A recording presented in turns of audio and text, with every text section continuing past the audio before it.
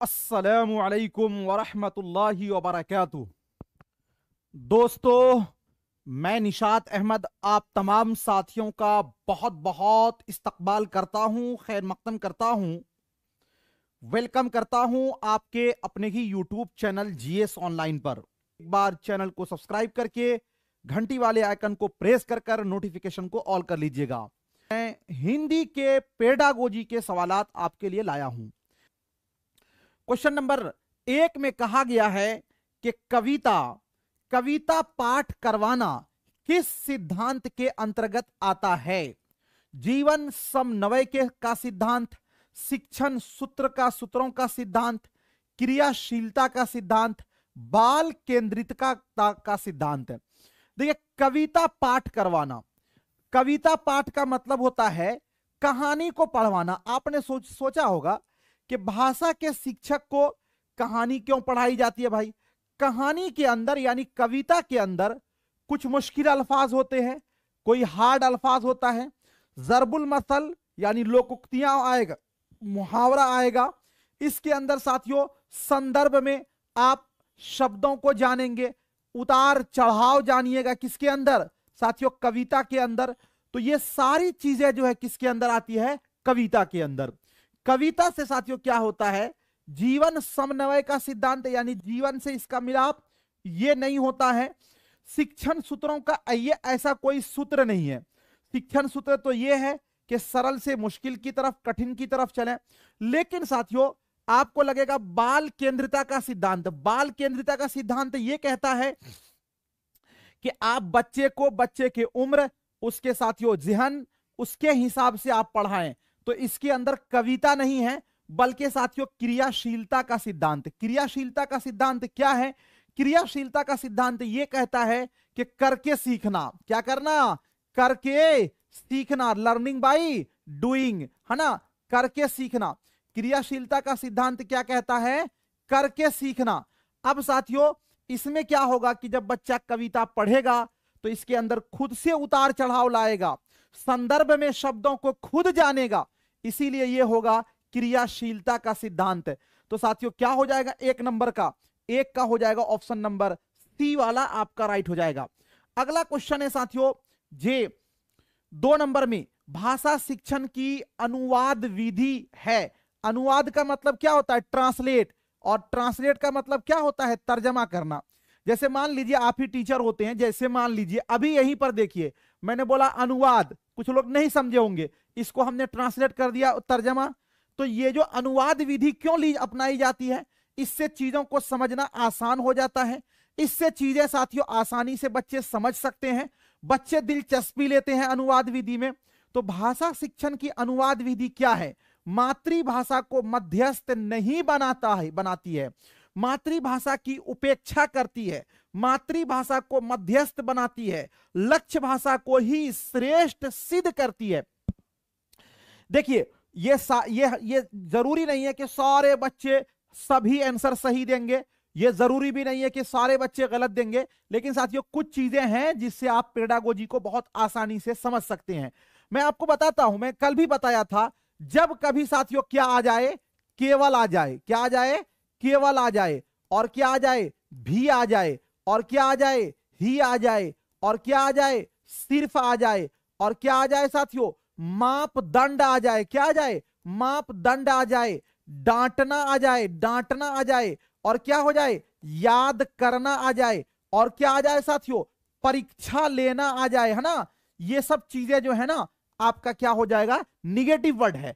तो देखिए सबसे पहले यहां पर देखिएगा ही एक जगह है, यहां देखिए ही है, तो हम डी नहीं दे सकते, आंसर डी नहीं दे सकते। अरे भाई ये कौन है? एमडी फैयाज आलम।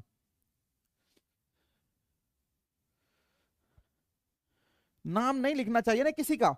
चलिए, लक्ष्य भाषा को ही श्रेष्ठ सिद्ध करती है। इधर देखिए, आप इधर ध्यान दीजिए, लक्ष्य भाषा ही लगा हुआ है, तो ये वाला आंसर मेरा कभी नहीं होगा।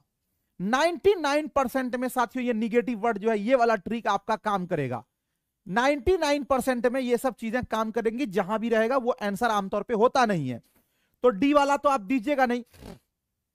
अब देखिए कह रहा है कि भाषा शिक्षा की अनुवाद विधि, जैसे मान लीजिए कि आप अनुवाद का माना नहीं जानते हैं, हमने साथियों तर्जमा बता दिया तो आप समझ गए।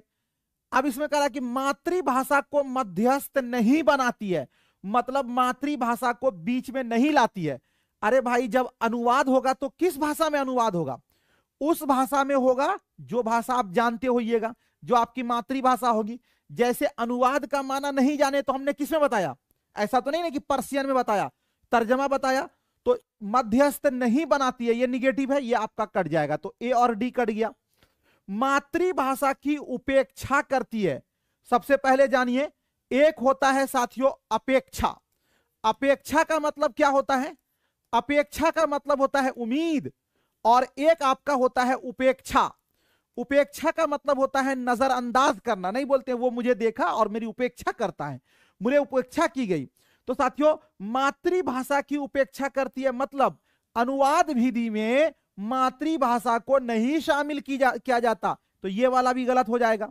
मातृभाषा को मध्यस्थ बनाती है, यानी मातृभाषा के जरिया ही अनुवाद किया जाता है, तो ये सी वाला आपका राइट हो जाएगा। तो ऑप्शन नंबर सी वाला क्या होगा आपका?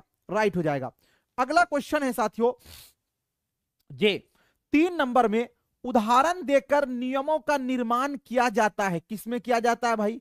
विशेष से सामान्य की ओर नियम में, सरल से जटिल की ओर नियम में, मनोवैज्ञानिक से तार्किक की ओर नियम में, आगमन से निगमन की ओर नियम में। क्या बताया गया है? पहले होगा उदाहरण और बाद में होगा नियम।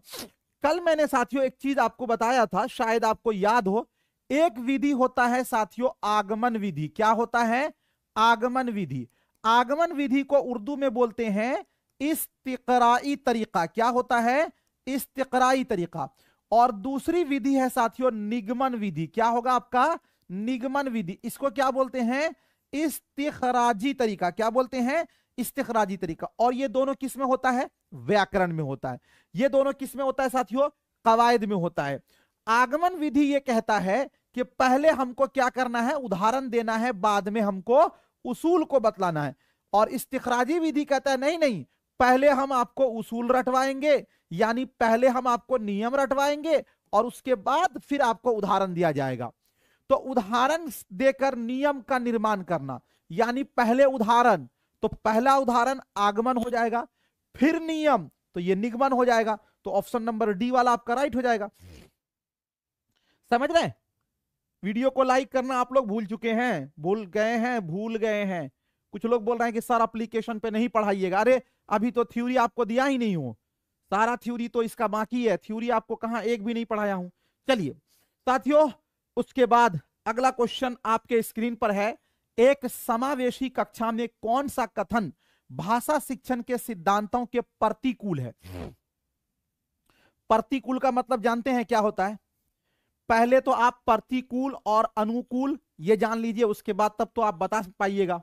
देखिए प्रतिकूल साथियों, एक होता है आपका प्रतिकूल और एक शब्द हुआ आपका अनुकूल। हम लोग तो पंडित न है, तो इन सब शब्दों को हम लोग भूल जाते हैं, चूंकि हम लोग उर्दू वाले माहिर हैं, है ना जी। तो प्रतिकूल का मतलब होता है साथियों विपरीत। इसका मतलब क्या होता है? विपरीत। क्या होता है इसका मतलब? विपरीत। और विपरीत का मतलब क्या होता है? उल्टा। और अनुकूल का मतलब होता है साथियों सही, है ना। तो देखिए, एक समावेशी कक्षा में कौन सा कथन भाषा शिक्षण के सिद्धांत के प्रतिकूल है? मतलब समावेशी कक्षा पहले आप जान लीजिए क्या होता है। समावेशी कक्षा किसको बोलते हैं साथियों? समावेशी कक्षा बोलते हैं, इसका उर्दू होता है शमूलियाती तालीम। क्या होता है? शमूलियाती क्लास, इसको ले सकते हैं आप। शमूलियाती क्लास क्या है कि मान लीजिए कोई ये कक्षा है, इस कक्षा में तेज हो, कमजोर हो, मालदार हो, गरीब हो, सबके बच्चे को एक साथ पढ़ाया जाए, किसी के साथ कोई भेदभाव न किया जाए। यही साथियों क्या होता है? समावेशी कक्षा होता है। जो तालीम अभी चलती है आपने देखा होगा ना, जी सब लोग एक साथ, ऐसा तो नहीं होता ना जो तेज हो उसको आगे कर दिया जाए, जो कमजोर हो उसको पीछे कर दिया, ऐसा नहीं होता ना, सबको एक साथ तालीम दी जाती है। तो ये होता है समावेशी कक्षा। अब हमको ये क्वेश्चन कहा गया, एक समावेशी कक्षा में कौन सा कथन भाषा शिक्षण के सिद्धांत के प्रतिकूल है, यानी कि उसके विपरीत है, यानी कि उल्टा है। चलिए 4 नंबर क्वेश्चन का क्या होगा राइट आंसर, देखिए व्याकरण के नियम सिखाने से बच्चे का भाषा विकास शीघ्रता से होता है। हमको यह समझना है कि प्रतिकूल का मतलब क्या होता है, उल्टा। अब यही आप गलती कर रहे हैं, प्रतिकूल का मतलब उल्टा, यानी मतलब यह हुआ कि जब हमको कहा गया कि एक समावेशी कक्षा में कौन सा कथन भाषा शिक्षण के सिद्धांतों के प्रतिकूल है, यानी निगेटिव है, यानी भाषा नहीं है, यानी उल्टा है, यह पूछा गया है हमसे।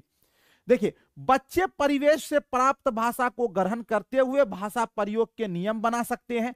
यह बात बिल्कुल सही है कि एक बच्चा जिस माहौल में, जिस परिवेश में रहता है वहां से बहुत सारी चीजों को सीखता है, उससे नियम बनाता है, यह बात सही है। भाषा परिवेश में रहकर अर्जित की जाती है। भाषा आप कहां सीखिएगा, परिवेश मतलब माहौल, भाषा आप माहौल में ही सीखते हैं। भाषा के लिए क्यों बच्चे बोलते हैं, साथियों गांव देहात में बोला जाता है कि अरे गांव का कल्चर सही नहीं है, यहां सब गाली बोलता, ले चलो शहर में, क्यों, इसलिए कि परिवेश जरूरी है। तो ये वाला भी जरूरी है। प्रिंट समृद्ध माहौल भाषा सीखने में सहायक होता है। अब ये प्रिंट समृद्ध माहौल क्या होता है भाई, आपने देखा होगा कि साथियों जो डांसर होते हैं उनके यहां जाइएगा तो दीवार में पूरा हर जगह बड़े बड़े सिंगर का फोटो लगा होता है। आपने देखा होगा जिम के अंदर, जिम जहां पर जाते हैं वर्जिश करने, उनके दीवार में हर जगह क्या बाउंसर का जिम का लगा रहता है। आप जाइएगा साथियों तो मतलब जो जिससे रिलेटेड होता है वहां पर वैसा चस्पा किया जाता है। स्कूल में जाइएगा तो वहां पर बड़े बड़े जो साइंटिस्ट हैं, मनोवैज्ञानिक हैं, जो साथियों जिनका कुछ ना कुछ योगदान थे, जो हिस्टोरिकल थे, उनकी चीजें लगी होती है। वो क्यों लगी होती है, इसलिए कि प्रिंट समृद्ध माहौल जो है वो आपको भाषा सिखाने में बहुत ही सहयोग करता है। तो ये वाला भी आंसर सही है कि प्रिंट समृद्ध माहौल भाषा सीखने में सहायक होता है, ये वाली बात भी सही है। लेकिन देखिए ये तीनों आपका पॉजिटिव है। निगेटिव कौन है कि व्याकरण के नियम सिखाने से बच्चों का भाषा विकास शीघ्रता से होता है। यहां पे गौर कीजिएगा, किसका भाषा विकास कह रहा है, बच्चों का भाषा विकास। और हमको पता है कि बच्चे का भाषा विकास व्याकरण से नहीं होगा, बल्कि बच्चे का भाषा विकास कहां से होगा, परिवेश से होगा। बच्चे का भाषा विकास कहां से होगा, एक दूसरे से कनेक्टिविटी से होगा, यानी सोशल इंटरेक्शन से होगा, यानी सामाजिक अंतःक्रिया से होगा। यह वाला जो है निगेटिव पहलू है। इसीलिए आप देखे होंगे साथियों कि 1 से 5 क्लास तक बच्चों के किताबों में व्याकरण नहीं होता है, व्याकरण उसके बाद होता है। तो ये पहला वाला जो है ये निगेटिव वर्ड है। और चूंकि हमको पूछा गया है प्रतिकूल, इसीलिए मैंने प्रतिकूल और अनुकूल के बारे में हमने आपको बताया। तो ये वाला निगेटिव है, तो निगेटिव ही हमको बताना था। तो 4 का ऑप्शन नंबर ए वाला आपका राइट हो जाएगा। कोई दिक्कत की बात नहीं है, क्वेश्चन को समझिएगा और आंसर देना आपको आ जाएगा। तो ये सेम क्वेश्चन नहीं भी आएगा तो आप आंसर निकाल लीजिएगा। चलिए, एक भाषा शिक्षक के लिए सर्वाधिक महत्वपूर्ण है, यानी एक लैंग्वेज के टीचर के लिए सबसे अहम क्या है, सर्वाधिक का मतलब सबसे अहम क्या है, बच्चों को भाषा प्रयोग के अवसर उपलब्ध कराना, भाषा की त्रुटियों के प्रति कठोर रवैया अपनाना। अरे बाबा यहां तो आ गया कठोर, मैंने बताया था कि दंड, मारना, पीटना, याद करना, कठोर, ही, भी, सिर्फ, केवल, ये सब निगेटिव वर्ड होता, ये तो आपका हो ही नहीं सकता। भाषा की पाठ्य पुस्तक, भाषा का आकलन, भाषा की पाठ्य पुस्तक का मतलब होता है किताब, क्या होता है, किताब। और भाषा का आकलन का मतलब होता है जांच, क्या होता है, जांच। देखिए किताब जरूरी है, लेकिन हमको क्या पूछा गया, सर्वाधिक महत्वपूर्ण। आप कक्षा में आइए, आपको साथियों पढ़ने का मौका ही ना दिया जाए, आपको बोलने का मौका ही ना दिया जाए, तो आप भाषा सीख सकते हैं क्या, नहीं सीख सकते हैं। यानी साथियों सबसे ज्यादा जरूरी है कि बच्चों को भाषा प्रयोग, पॉजिटिव वर्ड है, का अवसर उपलब्ध कराना। कि बच्चा भाषा का विकास कब होगा, वो जितना भाषा का प्रयोग करेगा। अरे आप अच्छे वक्ता कब बन सकते हैं, आप जितना बोलेंगे। आप बोलिएगा ही नहीं, सुर पे सुन सुनकर सुन्नी बन जाइएगा, तो आप थोड़ी अच्छे वक्ता बन सकते हैं। तो साथियों, भाषा तो नाम ही है कि अपने ख्यालात, अपने जज्बात को दूसरों तक पहुंचाना। हम अपने ख्यालात, अपने जज्बात को दूसरों तक कब पहुंचा पाएंगे, जब हम बोलेंगे तब ना। तो इसीलिए भाषा का प्रयोग ये साथियों सबसे अधिक महत्वपूर्ण है। ऑप्शन नंबर ए वाला आपका क्या होगा, 5 का राइट हो जाएगा। ठीक है, अगला क्वेश्चन देखते हैं। अगला क्वेश्चन है आपके स्क्रीन पर साथियों, जे 6 नंबर क्वेश्चन कहा जा रहा है कि प्राथमिक स्तर पर, प्राथमिक का मतलब हुआ 1 to 5 है ना, यानी प्राइमरी लेवल पर, यानी स्टार्टिंग लेवल पर, प्राथमिक स्तर पर हिंदी भाषा सीखने के लिए सबसे अधिक महत्वपूर्ण क्या है। यानी शुरुआती दिन में अगर बच्चे को हमको हिंदी भाषा, अरे हिंदी ही क्या हो, अगर मान लीजिए कि हमको उर्दू ही सिखाना हो, उर्दू ही क्यों हो भाई, अगर हमको अंग्रेजी सिखाना हो, कुछ भी दूसरी भाषा सिखाना हो, मानक भाषा, तो इसमें सबसे अधिक महत्वपूर्ण क्या होगा। भाषा प्रयोग के अवसर अभी बताया हूं आपको, पाठ्य पुस्तक, उच्च स्तरीय तकनीकी यंत्र, व्याकरणिक नियमों का स्मरण। सबसे पहले देखिए, हम आमतौर पे देखिएगा मालदारों के यहाँ जो बच्चे होते हैं, बड़ी महंगी महंगी किताब खरीद कर लेकर आ देते हैं, लेकिन वो किताब सजी हुई रहती है, उस किताब का कोई वैल्यू होता है। किताबों से साथियों आप सीख नहीं सकते, ये आपका कट जाएगा। उच्च स्तरीय तकनीकी यंत्र, खूब महंगा महंगा आपने डिवाइस खरीद लिया, क्या उससे सीख लेंगे? नहीं, जब तक आप भाषा का प्रयोग नहीं करेंगे। तो प्राथमिक स्तर पर साथियों भाषा सीखने के लिए सबसे जरूरी है भाषा का प्रयोग, इसलिए कि भाषा तो है ही है कि अपने ख्यालात को दूसरों तक पहुंचाना। तो ऑप्शन नंबर ए वाला आपका राइट हो जाएगा। क्लियर? चलिए अगला क्वेश्चन देखते हैं। 7 नंबर, प्राथमिक स्तर पर भाषा शिक्षण की प्राथमिकता होनी चाहिए, यानी शुरुआती दिनों में जब भाषा सिखाया जाए तो इसमें किस बात की प्राथमिकता होनी चाहिए? केवल बोलकर पढ़ने की क्षमता को विकसित करना। यहां तो एक आ गया है ना, ये केवल, तो मैंने तो बता दिया है केवल आपका निगेटिव वर्ड है, तो ये तो होगा नहीं, इसको यहीं पर कट कर दीजिए। आगे चलिए, कविता और कहानी द्वारा केवल श्रवण कौशल का विकास करना, यहां पर भी केवल आ गया है, कट कर दीजिए। आगे हम नहीं, अब फिर समझा भी देंगे। चलिए, बच्चों की रचनात्मकता और मौलिकता को पोषित करना, बच्चों की चित्रांकन क्षमता का विकास करना। अब देखिए, ए और बी ये दोनों बेचारे केवल केवल की वजह से छट गए, ये हो नहीं सकता। तो प्राथमिक स्तर पर भाषा शिक्षण की प्राथमिकता कैसी होनी चाहिए? बच्चों को रचनात्मकता, रचनात्मकता का मतलब क्या होता है? रचनात्मकता का मतलब होता है तख्लीकियत। क्या होता है भाई? तख्लीकियत। अब ये तख्लीकियत क्या होता है? क्रिएटिविटी। क्रिएटिविटी ये है कि आप चीजों को खुद से सीखें, खुद से करें। तो साथियों, प्राथमिक स्तर पर भाषा शिक्षण की प्राथमिकता यह होनी चाहिए कि बच्चों की रचनात्मकता यानी और मौलिकता को पोषित करना। पोषित करने का मतलब होता है बढ़ावा देना। बढ़ावा देना मतलब बच्चे से ही हम काम करवाएं, ये नहीं कि बच्चे को सुनने वाला बताएं, यानी बच्चे को इस काबिल बना दें हम कि वो खुद से करे, सिर्फ हमको उसकी हेल्प करनी है। यही तो साथियों एनसीएफ 2005 कहता है, नेशनल करिकुलम फ्रेमवर्क, कि लर्निंग बाय डूइंग, यानी कि बच्चे को हमें करके सिखाना है। ये सी वाला आपका राइट हो जाएगा। और ऐसे भी याद रखिएगा, रचनात्मकता, क्रिएटिविटी, ये सब साथियों क्या होता है? आपका पॉजिटिव वर्ड है। ऑप्शन नंबर सी वाला आपका राइट हो जाएगा। कुछ भी पूछना हो क्लास के अभी अंत में पूछिएगा, हम जवाब दे देंगे। अभी थोड़ा सा मुश्किल होता है। इनमें से कौन सा प्राथमिक स्तर पर हिंदी भाषा शिक्षण का उद्देश्य नहीं है? गौर कीजिए, क्या कहा जा रहा है? नहीं है, यानी निगेटिव वर्ड। संदर्भ के अनुसार लगाकर पढ़ने का प्रयास करना। क्या बोला गया है कि इनमें से कौन सा प्राथमिक स्तर पर हिंदी भाषा शिक्षण का उद्देश्य नहीं है, यानी निगेटिव, यानी 3 इसमें सही होगा। लेकिन साथियों एक जो है वो आपका क्या होगा? गलत होगा। जो गलत है वही बताना है। संदर्भ के अनुसार लगाकर पढ़ने का प्रयास करना।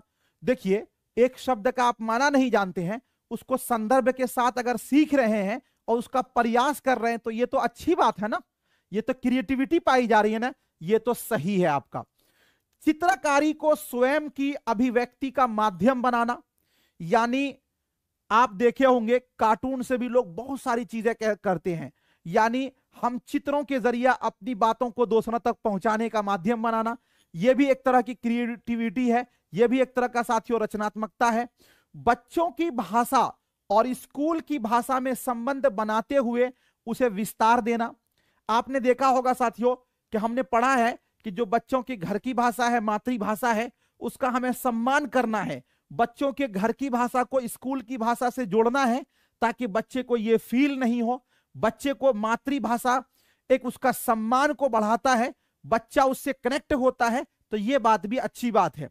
सुनी गई बातों को ज्यों का त्यों दोहराना, दोहराना हुआ, याद करना हुआ, रटना हुआ, परीक्षा लेना हुआ, अंक देना हुआ, ग्रेड देना हुआ, यह सब निगेटिव वर्ड है साथियों। जो बात आप सुनेंगे ज्यों का त्यों दोहरा सकते हैं उसको, वो तो रटने पर दोहरा सकते हैं, तो ये निगेटिव वर्ड है। और चूंकि हमको पूछा गया उद्देश्य नहीं है, यानी निगेटिव पूछना है, तो यही वाला हमारा राइट होगा, ऑप्शन नंबर डी वाला आपका राइट हो जाएगा। चलिए अगला क्वेश्चन देखते हैं। प्राथमिक स्तर पर भाषा शिक्षण का उद्देश्य यह है कि, यानी जब शुरुआती दिनों में भाषा शिक्षण का उद्देश्य क्या है, बच्चे मानक भाषा का प्रयोग कर जल्दी सीख सकें। अच्छा, बच्चे भाषा परीक्षा में सदैव अच्छे अंक लाएं। सदैव का मतलब होता है हमेशा। बच्चे विभिन्न स्थितियों में भाषा का प्रभावी प्रयोग कर सकें। बच्चे भाषा के व्याकरण को जान सकें। देखिए सबसे पहले इसमें आप एक चीज ये जान लीजिए कि भाई साहब कुछ शब्द ऐसे होते हैं जिसका माना हम लोग नहीं जानते हैं तो फिर गलती करते हैं। एक होता है आपका ये मानक भाषा क्या होता है, पहले तो इसको हम लोग जान लेते हैं। मानक भाषा को ही साथियों बोलते हैं सेकेंड लैंग्वेज, यानी द्वितीय भाषा। जैसे देखिए एक आपकी मातृभाषा है। मातृभाषा आपकी कौन सी भाषा है? जहां पर आप जन्मे हैं, जहां पर आपने माँ बाप की जो बोली है वो आपकी मातृभाषा है। जैसे मान लीजिए कि साथियों हमारी हिंदी मातृभाषा है, लेकिन फारसी हुआ, अरबी हुआ, संस्कृत हुआ, या इसी तरह इंग्लिश है सीखना चाहते हैं तो वो आपका हुआ मानक भाषा। अब एक बात ये बताइए, प्राथमिक यानी प्राइमरी लेवल में बच्चे शुरुआत में प्राथमिक स्तर पर भाषा शिक्षण का उद्देश्य यह है, क्या है भाषा शिक्षण का? बच्चे मानक भाषा का प्रयोग कर जल्दी सीखेंगे। अरे आप स्कूल में इन करे, आपको बोला गया कि आपको मातृभाषा न बोलना है, आपको केवल मानक भाषा बोलना है। आप कितना बोलोगे? आप बोलने से पहले 10 बार सोचिएगा, डरिएगा कि हम गलती ना कर दें, क्योंकि मानक भाषा हम जल्दी नहीं बोल सकते, तो जल्दी इसमें सीख नहीं सकेंगे। ये वाला तो हमारा गलत है। बच्चे भाषा परीक्षा में सदैव अच्छे अंक लाएं, यानी प्राथमिक स्तर पर भाषा शिक्षण का उद्देश्य यह है कि आप अंक ले आइए अच्छा से अच्छा। जी नहीं, अरे अंक लाना, याद करना, रटना, ग्रेड देना, ये सब निगेटिव वर्ड है, ये नहीं होगा। बच्चे विभिन्न स्थितियों में भाषा का प्रभावी प्रयोग कर सके। देखिए भाषा का मतलब क्या होता है? किसी भी हालत में, किसी भी सूरत में, किसी भी स्थिति में आप भाषा को सही साथियों दिशा में और अच्छे से आप अपनी बातों को रख सकते हैं, तभी ना बोला जाता है कि ये अच्छा वक्ता है। तो बच्चे विभिन्न स्थितियों में भाषा का प्रभावी प्रयोग कर सकें। विभिन्न स्थितियों का मतलब यह हुआ कि जैसी सूरत हो वहां पर आप, ऑप्शन नंबर सी वाला आपका राइट हो जाएगा 9 नंबर क्वेश्चन का। ठीक है, चलिए 10 नंबर क्वेश्चन देखते हैं। विद्यालय आने से पूर्व, पूर्व का मतलब होता है पहले, विद्यालय आने से पूर्व भाषा के व्याकरण की सचेत रखते हैं। यानी एक बच्चा विद्यालय आने से पूर्व क्या होता है? विद्यालय आने से पूर्व बच्चे क्या करते हैं? भाषा की व्याकरण की सचेत नजर रखते हैं। सचेत का मतलब होता है बारीकी, यानी अच्छे बुरे की तमीज। एक बच्चा विद्यालय आने से पहले भाई हाँ वो परिपक्व होता है अपनी मातृभाषा में, वो साथियों परिपक्व होता है, अपनी मातृभाषा को जानता है, लेकिन वो व्याकरण की सचेत नहीं रखता। तो ये वाला वर्ड जो है हमारा निगेटिव हो जाएगा। भाषा की बिल्कुल भी ज्ञान नहीं रखते। आपको मैंने बताया कि एक बच्चा जब स्कूल आता है तो स्कूल आने से पहले वो 5000 शब्दों का भंडार उसके ज़हन में होता है। सोचिए ना, एक बच्चा पैदा होता है, वो फैन, कटोरा, लोटा, बाल्टी, स्कूल, ये डायरी, मोटरसाइकिल, मोबाइल, ये सब तो जानता ही, तो ये भी एक शब्द भंडार न हुआ। और ये कहना कि उसको बिल्कुल भी ज्ञान नहीं है, यह भी आपका गलत होगा। अपनी भाषा में समझने समझाने की कुशलता से लैस होते हैं, यह बात बिल्कुल सही है कि एक बच्चा विद्यालय आने से पहले वो अपनी मातृभाषा में साथियों बहुत सारी चीजों को समझता भी है और वो समझा भी देता है जी। चलिए उसके बाद अगला क्वेश्चन है 11 नंबर में, स्वर जी क्या है? स्वर पठन का मुख्य उद्देश्य है, स्वर पठन का जे बच्चों की पढ़ने संबंधी झिझक को समाप्त करना, बोल बोल कर पढ़ना, द्रुत गति से पढ़ना, मौन पठन करना। सबसे पहले तो यह जानना है कि स्वर पठन होता क्या है। स्वर पठन को साथियों आप कहीं कहीं पर पढ़ेंगे स्वस्वर पठन, या इसी को बोला जाता है साथियों बुलंद खानी। क्या बोला जाता है इसको? बुलंद खानी। क्या बोला जाता है? बुलंद खानी। बचपन में आप लोगों ने पढ़ा होगा, कक्षा में बताया जाता था ए बी सी डी, खूब रटाया जाता था, रटते रटते रटते रटते। क्यों? रटने से क्या होता था कि उसमें आपका जो उच्चारण है, यानी जो बोलने का साथियों जिस आवाज को जहां से अदा करेंगे वो सही होता था। और रटने के सूरत में यानी बुलंद पढ़ने से फायदा एक ये होता था कि आपके जो झिझक है, हेजिटेशन है, वो आपका खत्म हो जाता था। तो बुलंद खानी सबसे पहले किस क्लास के बच्चे को होता है? वो इब्तिदाई दर्जात के बच्चे को होता है, यानी प्राथमिक क्लास के बच्चे को होता है। कोई +2 में है, कोई ऊपर में, उसके लिए थोड़ी है बुलंद खानी इब्तिदाई दर्जात को। बुलंद खानी से साथियों फायदे ये हैं कि आपका हेजिटेशन खत्म होगा, आपका झिझक समाप्त होगा, और बुलंद खानी के फायदे ये हैं कि आप चीजों को कहीं पर बाद में गलती न करेंगे। लेकिन बुलंद खानी में आपका ताकत यानी एनर्जी लॉस जरूर होता है, नहीं तो उसमें आप बच्चे जल्दी थकते हैं। तो स्वस्वर पठन का मुख्य उद्देश्य क्या है, यानी आवाज से क्यों पढ़ाया जाता? बच्चे की पढ़ने संबंधी झिझक को समाप्त करना। बिल्कुल सही है कि जो आपके अंदर हेजिटेशन होता है, जो झिझक होती है, उसको साथियों समाप्त करना। तो ये वाला 11 का अब तक हमारा सही लग रहा है। उसके बाद आगे देखिए, बोल बोल कर पढ़ना। अरे बोल बोल कर पढ़ना, इससे इसका कोई मतलब नहीं है। द्रुत गति से पढ़ना, द्रुत का मतलब क्या होता है? ये हिंदी का वर्ड है। द्रुत का मतलब होता है साथियों तेज पढ़ना, यानी कि रफ्तार से पढ़ना। देखिए रफ्तार से पढ़ना कोई जरूरी नहीं है। पढ़ने का मतलब होता है कि जिस चीज को आप पढ़ रहे हैं उसका अर्थ को जाने। तो ये द्रुत गति से पढ़ना ये हमारा हो जाएगा गलत, इसलिए कि द्रुत गति से साथियों हम स्वर से नहीं पढ़ सकते, शांति से पढ़ सकते हैं। मौन पठन करना, पठन कई प्रकार के होते हैं। मौन पठन का मतलब होता है खामोश पढ़ना। तो स्वर पठन का मतलब बुलंद खानी, तो ये मौन पठन कहां से आएगा? ये वाला भी कट जाएगा, ये वाला आपका राइट हो जाएगा 11 नंबर क्वेश्चन का। अगला क्वेश्चन देखते हैं 12 नंबर में। 12 नंबर क्वेश्चन साथियों आपसे कहा जा रहा है, इनमें से प्राथमिक स्तर पर भाषा शिक्षण का, इनमें से प्राथमिक स्तर पर भाषा शिक्षक का कौन सा उद्देश्य अनिवार्यता नहीं है? क्वेश्चन समझिए, पहले हड़बड़ हड़बड़ करने की जरूरत नहीं है। इनमें से प्राथमिक स्तर पर यानी कि स्टार्टिंग लेवल पर भाषा शिक्षक का, यानी एक टीचर का, जो टीचर कौन सा टीचर है? भाषा का टीचर है, कौन सा उद्देश्य अनिवार्यता नहीं है? यानी प्राइमरी लेवल पर एक टीचर के लिए कौन सा काम जरूरी नहीं है, यह कहा गया इसके अंदर। अब इसमें निगेटिव पूछा गया तो 3 जो होगा आंसर राइट होगा, एक आंसर गलत होगा। विभिन्न संदर्भों में प्रयुक्त शब्दों के सही अर्थ ग्रहण करना। अरे भाई, एक टीचर के लिए जरूरी है कि वो शब्दों को संदर्भ में अर्थ ग्रहण कराए। संदर्भ का मतलब जानते हैं क्या होता है? संदर्भ का मतलब होता है सियाक। तो ये तो बिल्कुल पॉजिटिव वर्ड है। विभिन्न संदर्भों और स्थितियों में अपनी बात व्यक्त करने की कुशलता का विकास करना, यह बात भी बिल्कुल है कि साथियों अलग अलग इसमें हम बातों को रख पाएं, यह भी पॉजिटिव है, यह भी पॉजिटिव है। भाषा के आलंकारिक प्रयोग की क्षमता का विकास करना। आलंकारिक का मतलब क्या होता है? आलंकारिक का मतलब यह होता है साथियों फसीहो बलीग। फसीहो बलीग का मतलब जानते हैं? यानी आप अपनी बात को इतने हार्ड अल्फाज में रखें कि अगले वाले का, आगे वाले का दिमाग चकरा जाए, सन हो जाए कि वो क्या है। देखिए वो कोई कमाल नहीं है। कमाल यह है कि आप अपनी बात को इतनी शालीनता से, इतने अच्छे अल्फाज में, इतने सहज अल्फाज में रख दें कि अगले वाले को, जो आपके सामने बैठा है, वो आपकी पूरी बात को समझ पाए। अब पता चला कि आगे वाले को कुछ पता ही नहीं चला, आप एकदम हार्ड अल्फाज को इस्तेमाल कर दिए।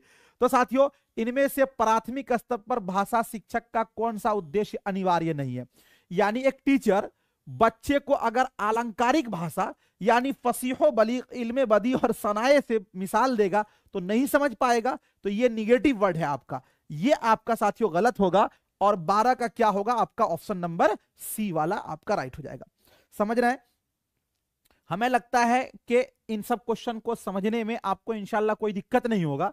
और जिस मेथड से मैं बता रहा हूं उर्दू वाले के लिए खास तौर पर इससे आसान मेथड कोई नहीं होगा, लेकिन फिर मैं वही कहूंगा कि आपको मैंने शुरुआत में 3 क्लास दिया था जो कि एप्लीकेशन पे था, और वो पीडीएफ है, एक आपको डिक्शनरी वाला पीडीएफ दिया था, उस डिक्शनरी वाले पीडीएफ को आप जरूर प्रिंट आउट निकलवा लीजिएगा ताकि आगे दिक्कत नहीं हो। लेकिन साथियों क्लास तो आपको करना ही होगा, बगैर क्लास किए हुए पास करना संभव नहीं होता है। भाषा शिक्षण की अनुवाद विधि, अनुवाद विधि का मतलब वही होता है तर्जमा विधि यानी ट्रांसलेट करना। मातृभाषा को, ये तो वही सेम क्वेश्चन आ गया, मातृभाषा को मध्यस्थ नहीं बनाती है, मातृभाषा को उपेक्षा करती है, मातृभाषा को मध्यस्थ बनाती है, तो ये सी वाला इसका राइट हो जाएगा। चलिए, क्या लगता है रिपीट हो गया क्वेश्चन? चलिए, हाँ रिपीट नहीं है। प्राथमिक स्तर पर कौन सा भाषा शिक्षण का उद्देश्य नहीं है, यानी फिर वही क्वेश्चन पूछा गया कि प्राइमरी लेवल पर कौन सी जो चीज है वो भाषा शिक्षण का उद्देश्य नहीं है। विभिन्न संदर्भों में भाषा का प्रभावी प्रयोग करना, ये बात तो बिल्कुल अलग है, सही है कि अलग अलग संदर्भों में आप भाषा का प्रयोग करें, ये सही है। स्पष्टता एवं आत्मविश्वास के साथ अपनी बात कहना, देखिए आप कितनों भी जानकार हो इससे मतलब नहीं है, लेकिन जो बात आप कह रहे हैं बिल्कुल स्पष्ट कहें और आत्मविश्वास यानी पूरे कॉन्फिडेंस के साथ कहें, ये तो होना ही चाहिए साथियों। तो स्पष्टता एवं आत्मविश्वास के साथ अपनी बात कहना ये पॉजिटिव है, ये वाला भी पॉजिटिव है। वर्णमाला को क्रम से कंठस्थ करना, एक बात बताइए, आपको मैंने बताया था कंठस्थ करने का मतलब क्या होता है, याद करना, रटना, मारना, पीटना, सिर्फ, ही, भी, ये सब निगेटिव वर्ड है, तो कंठस्थ आ गया तो ये निगेटिव हो गया। और जब निगेटिव यही हो जाएगा तो हमको चूंकि नहीं लगा हुआ है तो इसके अनुसार हमारा निगेटिव होगा, तो इसका ऑप्शन नंबर सी वाला आपका क्या हो जाएगा, राइट हो जाएगा। ठीक है, चलिए अगला क्वेश्चन देखते हैं साथियों। 15 नंबर क्वेश्चन क्या कहा जा रहा है। एक भाषा शिक्षक के रूप में आप अपनी समझदारी महसूस करते हैं, यानी मान लीजिए कि एक आप भाषा के टीचर हो तो आप अपनी समझदारी क्या महसूस करते हैं। ऑप्शन ए में है समय सीमा के भीतर भाषा का पाठ्यक्रम पूर्ण करना, मतलब हम ये महसूस करते हैं कि वक्त रहते हुए पूरे सिलेबस को कंप्लीट कर दिया जाए। अच्छा चलिए, बच्चों द्वारा भाषा परीक्षाओं में अच्छे अंक लाना, देखिए ये अंक लाना, ग्रेड देना, ये वही परीक्षा लेना, ये निगेटिव वर्ड है, तो ये तो आपका कट जाएगा, ये तो पहले ही बताया हूं मैं आपको। समय सीमा के भीतर पाठ्य पुस्तक पूर्ण करना, यानी समय सीमा के भीतर हम किताब को खत्म कर दें। बच्चे का भाषा के विविध स्वरूपों और प्रयोग से परिचय, देखिए एक टीचर अगर समय सीमा के अंदर साथियों पाठ्यक्रम को पूर्ण कर दे, लेकिन उसका एक बच्चा भी ना पढ़ सका हो, उसका एक बच्चा भी नहीं समझ सका, तो वैसे पूर्ण से क्या फायदा है, तो ये पूर्ण करने का कोई मतलब नहीं बनता। अच्छा, समय सीमा के भीतर पाठ्य पुस्तक पूर्ण करना, इसका भी मतलब नहीं। एक साथियों शिक्षक के रूप में हम यह महसूस करते हैं कि बच्चों का भाषा के विविध स्वरूपों और प्रयोग से परिचय होना, यानी बच्चे अलग अलग रूपों में भाषा को प्रयोग कर सकें, यही हमारी सबसे बड़ी जिम्मेदारी है। तो ऑप्शन नंबर डी वाला आपका राइट है जी। आपको लोग कहता नहीं है कि अरे ये मतलब नहीं है कि आपने 5 किलो खाना खाया कि 10 किलो खाया, ये मतलब है कि आप अगर 100 ग्राम भी खाए हो लेकिन अच्छा प्रोटीन आपने लिया हो। ये मतलब नहीं है कि आपने 20 घंटा पढ़ा कि 10 घंटा पढ़ा, आपने 20 मिनट ही पढ़ा हो लेकिन अच्छी चीजों को पढ़ा हो जो आपके एग्जाम में आया हो। तो जी बोलते हैं ना, तो वही चीज है कि बच्चे भाषा का प्रयोग, ऑप्शन नंबर डी वाला आपका राइट हो जाएगा। अगला क्वेश्चन है आपके स्क्रीन पर साथियों 16 नंबर में, भाषा प्रयोग की कुशलता संभव है। कुशलता का मतलब क्या होता है भाई, कुशलता का मतलब होता है महारत। महारत का मतलब जानते हैं ना, नहीं बोलते अरे फला टीचर क्या माहिर है भाई, बातों को ऐसे रखता है जैसे कि लगता है कि हम घर में बात समझ रहे हैं, है ना, वो उनकी गुण है, वो उनकी महारत है, उसी को बोलते हैं, ये गुण इसी को बोलते हैं। तो भाषा प्रयोग की कुशलता संभव कब है, केवल भाषा सुनने से, यहां तो दुश्मन आ गया केवल, इसको तो कट कर दीजिए, ये हो ही नहीं सकता। केवल साहित्य, साहित्य का मतलब होता है अदब, तो यहां तो केवल आ गया ना, इसको कट कर दीजिए, ये हो ही नहीं सकता। अधिक से अधिक भाषा प्रयोग से, भाषा की पाठ्य पुस्तक पढ़ने से। भाषा प्रयोग की कुशलता यानी भाषा प्रयोग में आप माहिर कब बनेंगे? जब अधिक से अधिक भाषा का प्रयोग करेंगे तब ना बनेंगे। तो ये ऑप्शन नंबर सी वाला आपका राइट हो जाएगा इसका। अगला क्वेश्चन देखते हैं साथियों, जे 17 नंबर क्वेश्चन। 17 नंबर कहा जा रहा है कि भाषा एक डॉट डॉट विषय है। क्या चीज का है? व्यवहारिक विषय है, चुनौतीपूर्ण है, नीरस है जी, और ये आपका है सैद्धांतिक है जी। देखिए भाषा के बारे में मैंने बताया था आपको कि भाषा जो है साथियों संस्कृत के शब्द भाष से निकला है, और इसका मतलब ये होता है कि दो मनुष्यों के बीच अपने आदान प्रदान के लिए जो बीच का माध्यम होता है, कम्युनिकेशन होता है, संप्रेषण होता है, वही भाषा है। तो ये एक व्यवहारिक विषय है, ये एक व्यवहारिक विषय। ऑप्शन नंबर ए वाला इसका राइट हो जाएगा। जो बच्चे सुन नहीं सकते यानी जो बच्चा कान से साथियों बहरा हो, वो क्या होता है? वो शीघ्र भाषा सीख जाते हैं, यानी वो बहुत जल्दी भाषा सीख जाते हैं। देखिए आपको किसी भी चीज में अगर साथियों अशक्तता है, अगर दिक्कत है, तो आप जल्दी भाषा नहीं सीख सकते हैं। तो ये कहना ये आपका निगेटिव है। वो भाषा का प्रयोग लिखित रूप में कर सकते हैं, यानी जो बच्चा नहीं सुनेगा वो लिखित रूप में कर सकता है, वो भाषा सीख नहीं सकते। हमने तो ये पढ़ा है कि मनुष्य जो है भाषा सीखने की क्षमता क्या होती है, उसके अंदर जन्मजात होती है। यही ने कहा है नोम चॉम्स्की। चॉम्स्की साहब ने क्या कहा था कि बच्चे भाषा सीखने की क्षमता जन्मजात होती है। ये थोड़ी कहा था कि बहरा अंधा, ये थोड़ी कहा था। तो नहीं सीख सकते, ये वाला भी आपका गलत है। उन्हें भाषा सीखने में समय लगता है। चलिए बताइए क्या होगा। दो तो मैंने कट ही दिया है, लाइफलाइन ले लिया हूं। अब बी और डी में बताइए क्या होगा। 18 नंबर क्वेश्चन का आपका राइट आंसर क्या होगा? ध्यान दीजिएगा साथियों, अगर हम ये बोलते हैं कि उन्हें भाषा सीखने में समय लगता, बिल्कुल सही है कि उसको लगेगा टाइम, लेकिन वो भाषा का प्रयोग लिखित रूप में कर सकते हैं। देखिए एक बच्चा जो नहीं सुन सकता वो साथियों लिख तो सकता है ना, तो ये वाला बी वाला आपका क्या होगा? राइट हो जाएगा। ठीक है, बात मेरी समझ गए? चलिए अगला क्वेश्चन देखते हैं। 19 नंबर क्वेश्चन कह रहा है, क्या है क्वेश्चन भाई? क्वेश्चन नंबर 19, चलिए ये क्वेश्चन कह रहा है कि निम्नलिखित में से कौन सा कथन सत्य नहीं है, यानी कौन सा कथन जो है वो सही नहीं है, यानी निगेटिव। जो निगेटिव होगा वही आंसर आपका हो जाएगा। प्लीज एक बार आप लोग वीडियो को लाइक कर दें, आप लोग सभी लोग। कौन सा कथन जो है सत्य नहीं है? विश्व की सभी भाषाएं थोड़े से फेरबदल से एक ही लिपि में नहीं लिखी जा सकती। अब आप देखिए, मैंने आपको बताया था, ऐसा ट्रिक में आने आपको बताया हूं साथियों कि ही लगा हो, भी लगा हो, केवल लगा हो, सिर्फ लगा हो, मात्र लगा हो, रटना हो, अंक हो, परीक्षा लेना हो, याद करना हो, वो निगेटिव होता ना। तो यहां पे देखिएगा हमको पूछा गया है जो नहीं होगा यानी निगेटिव। तो विश्व की सभी भाषाएं थोड़े से फेरबदल से एक ही लिपि में नहीं लिखी जा सकती। ही लगा हुआ है तो पहला ही आपका निगेटिव हो गया, तो निगेटिव से निगेटिव मिलेगा तो पहला ए राइट हो जाएगा, यानी आंसर ए ही इसका होगा। आगे ही पढ़ते हैं। वाणी अस्थाई होती है, वाणी का मतलब बोली, बोली अस्थाई होती है और लिखित भाषा की तुलना में काफी तेजी से बदलती रहती है। देखिए आप, एक होता है बोली और एक होता है भाषा, दोनों के अंदर फर्क है। भाषा जो होता है ना वो लिखित रूप में होता है, जैसे उर्दू भाषा, हिंदी भाषा, संस्कृत भाषा, अरबी भाषा, फारसी भाषा, ये भाषा है। लेकिन जो आपके घर और अड़ोस पड़ोस में बोलते हैं वो हर 20 किलोमीटर में जाकर साथियों उसमें चेंज आता रहता है। कुछ मालदार लोग कुछ और ढंग से बोलते हैं, कुछ लोग कुछ और ढंग से बोलते हैं। तो ये बात सही है कि जो वाणी होती है यानी जो बोली होती है वो अस्थाई होती है, और साथियों लिखित भाषा की तुलना में ये काफी तेजी से बदलती रहती है। ये बात सही है। भाषा और लिपि के बीच संबंध नहीं होता, भाषा और लिपि के बीच संबंध नहीं होता, और उपरोक्त सभी। चलिए क्या होगा आपका राइट आंसर? जो पूछा गया निगेटिव होगा 19 का साथियों, तो आपका इसका जो राइट आंसर है वो ऑप्शन नंबर ए हो जाएगा।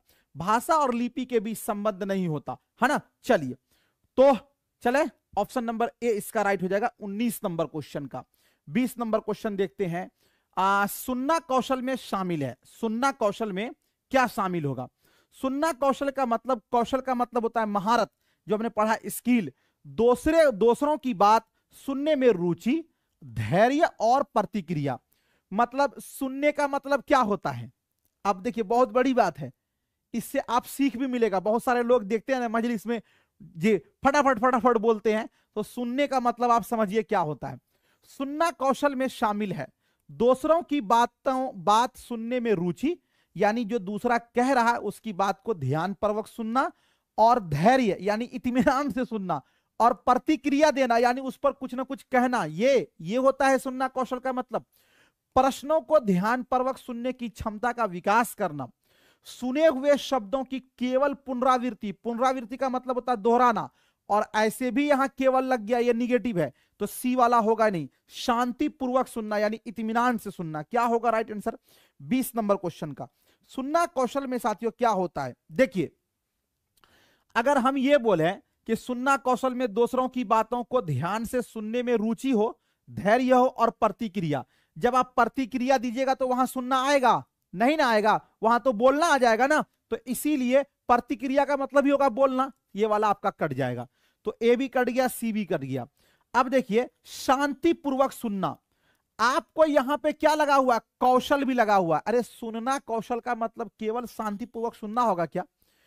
प्रश्नों को ध्यानपूर्वक सुनने की क्षमता का विकास करना, क्योंकि यहां पर कौशल है तो इसीलिए यहां पर क्षमता का विकास, ये सही है। तो ऑप्शन नंबर साथियों बी वाला आपका क्या हो जाएगा? राइट हो जाएगा। ठीक है, चलिए